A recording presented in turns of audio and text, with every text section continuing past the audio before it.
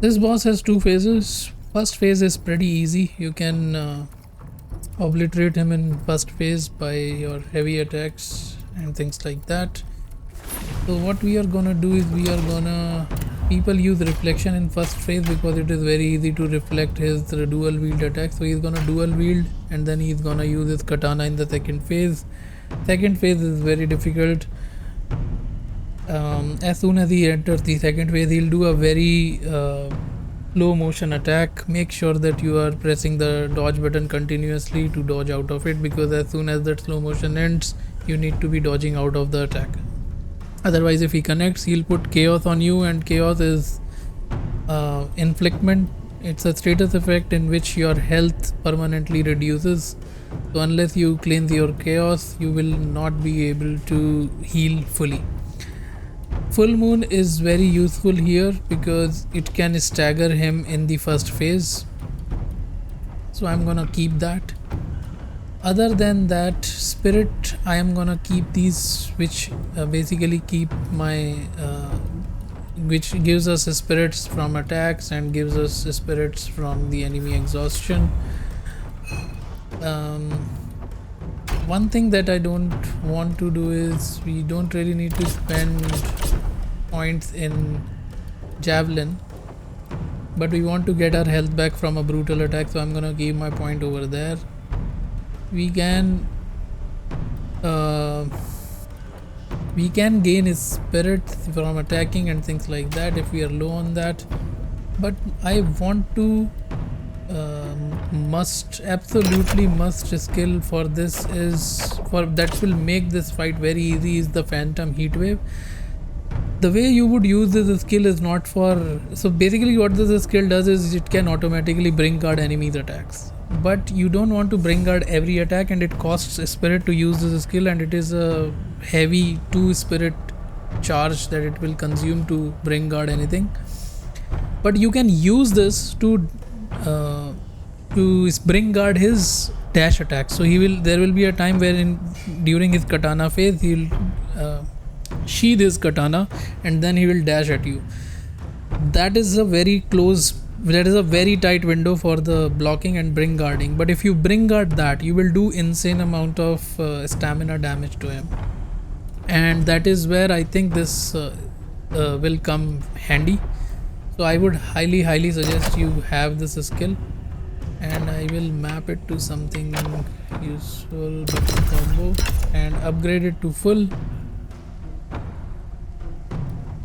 And this, the second part of it is basically it lets you continue your phantom heat wave if you have the spirit charges, but I don't think you should use that in the way where you are continuously using it. You should just use it for those dash attacks, and once you use it for dash attacks, you will do a good amount of stamina damage, and once you stagger the enemy, you can kill him in few brutal attacks.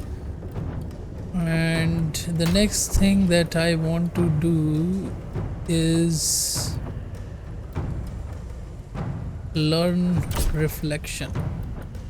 Reflection, I have heard, is very useful. I personally have not used it, so we can try to see how it fares against this boss. Personally, I have never used it, and don't need, actually I have beaten the game without using reflection.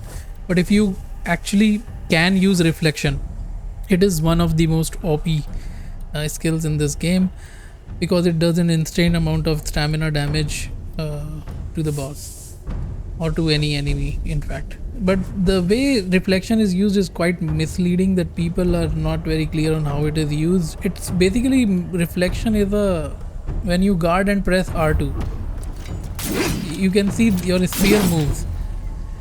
The moment your spear connects with the enemy weapon, that is when reflection is triggered, not when it is not similar to bring guard where you're guarding and then waiting for the enemy to come back, because there's a slight delay in when your spear attack goes off, right? So you have to account for that delay, and when that spear connects with the enemy's weapon, that is when the reflection is triggered. So I would highly suggest to use this skill if possible, and if you can try and practice it, go ahead, try it in the training area. Other than that, make sure you have some fire enhancers. He's weak to that. and some concentrated fire essence. Alright, now let's beat the hell out of him.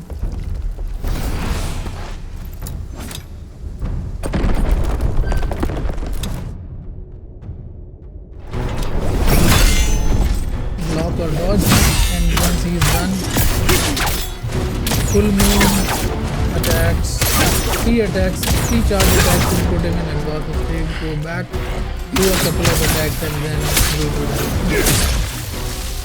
Rinse and repeat after his moves in this case.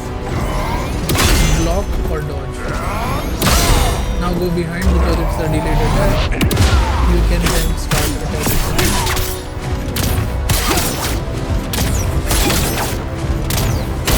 Put him in this, go ahead, couple of attacks, and then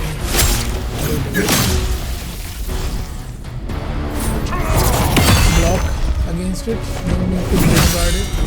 It will not deplete your entire stamina. Follow the same thing.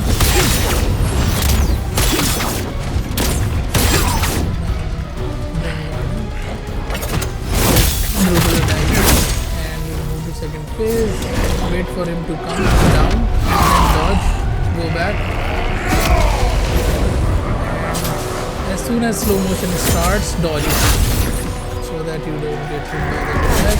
Then the grab attack, dodge to the left or right. You have a good amount of window.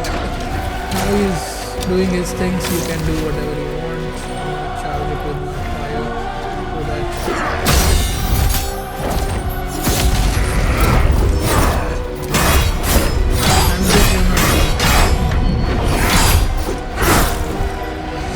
I'm just guarding against his attacks, not doing any bring guards or anything.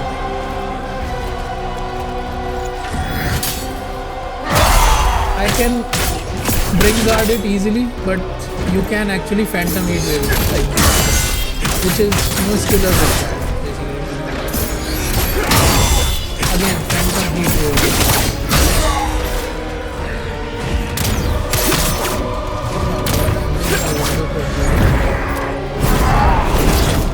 3 attack combo and maintain some distance. Again, grab attack, dodge to the left or right. Just maintain some distance. Otherwise, just guard against his attacks. Don't need to bring guard or anything. He's going into dual wield, which is easier mode. Bring guard or dodge.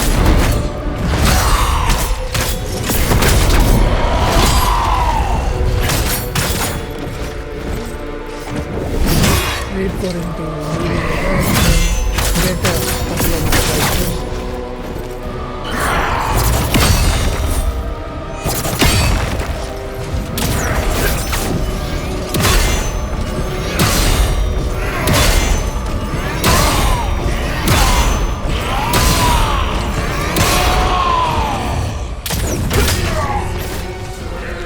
If you cannot bring guarded, you can dodge those attacks.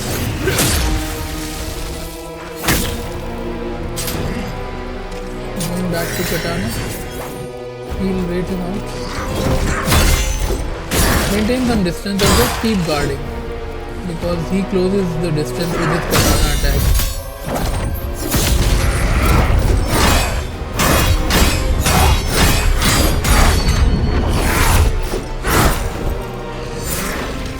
You can phantom heat wave the last 2 attacks when you see your stamina is depleting. That is the beauty of the spirit attacks. Look at that. Phantom heat wave is to the right.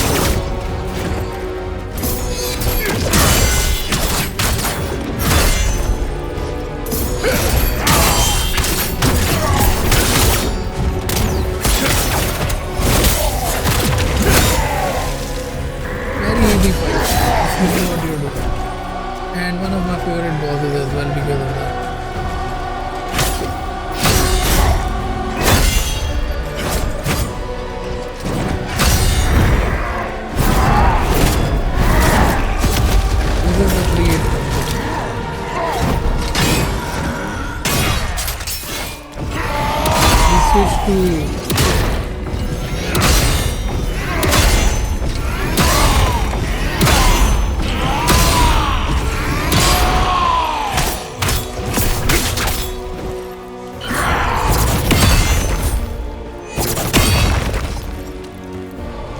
Gain your stamina.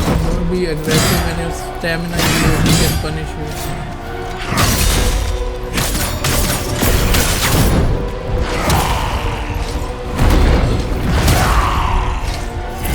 You can actually phantom heat wave the person.